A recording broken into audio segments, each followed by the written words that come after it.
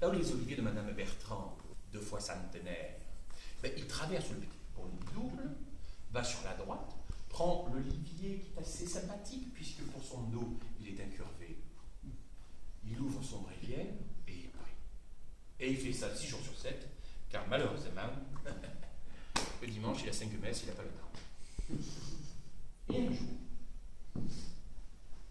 et on dit bonjour à la boulangère. Et on dit coucou au vigneron, à la libellule. Bonjour.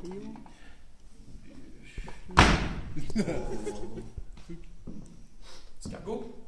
Et enfin, au moment où il va pour traverser le petit pont de Lidourle, là où les oliviers de Bertrand, 2 fois centenaire, il entend une voix qui lui fait «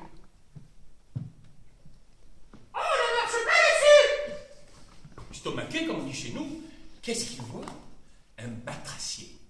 Une grenouille, hein, pour le langage quand même. Il prend la grenouille dans ses mains.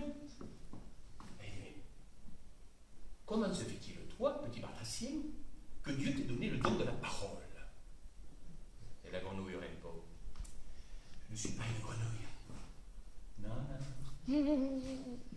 Je suis un petit garçon. Mais une sorcière m'a jeté un sort et m'a transformé en grenouille. Oh, bonne mère, dit-il. Et que faut-il faire pour lever ce sort atroce? Alors, la grenouille répond: amène-moi chez toi. Mets-moi dans ton lit. Couvre-moi de tes couvertures les plus chaudes et de tes édredons les plus lourds. Et là, je redeviendrai un petit garçon. Et voilà, monsieur le juge, comment tout a commencé. Un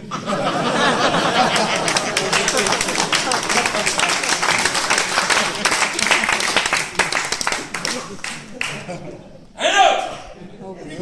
La vite. La voulez, la vite. Non, une autre fois. Un autre. 5. 5, s'il vous plaît, c'est là.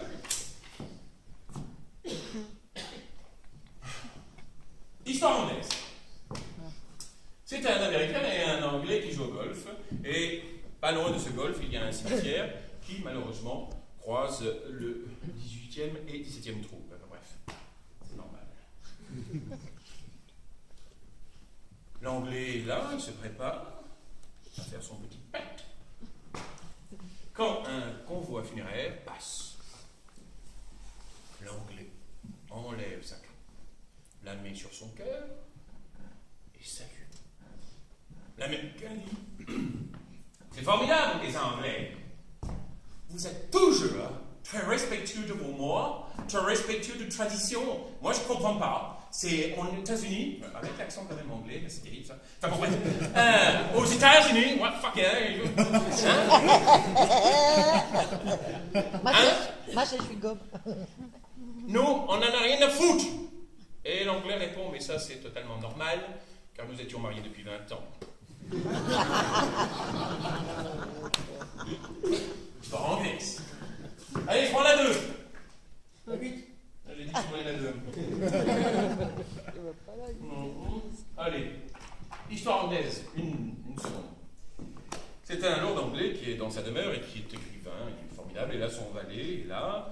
Et il dit, avant d'écrire dans son bureau, qu'il ne veut être dérangé par personne. Il dit: Hector, je ne veux pas être dérangé par personne, même s'il y a le feu.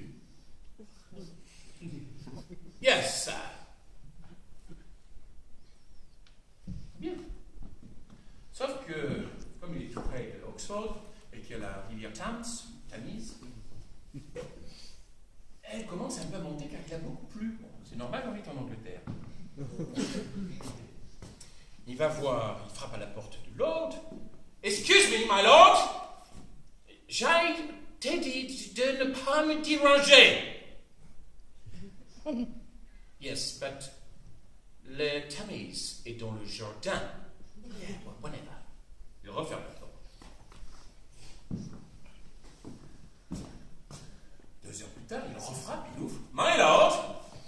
Yes, the Tamise in the perron. The perron. I told you, don't disturb me. Ne me dérange pas.